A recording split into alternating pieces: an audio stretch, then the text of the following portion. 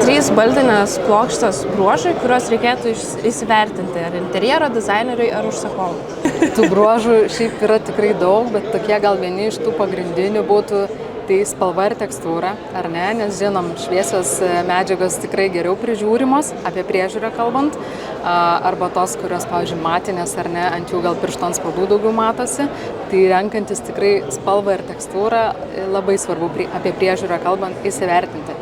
Toliau labai svarbus aspektas yra kraštų laminavimas, baldinių kraštų ar ne medžiagos,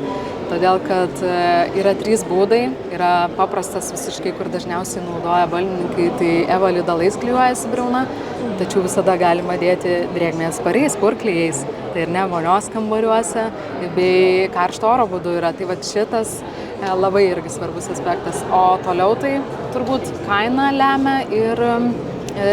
pačios medžiagos tankumas, nes vėlgi, ar ne durelės, jeigu kokios net laikys, bus porėta plokštė, išlūš, tai šitie labai svarbi 3 aspektai.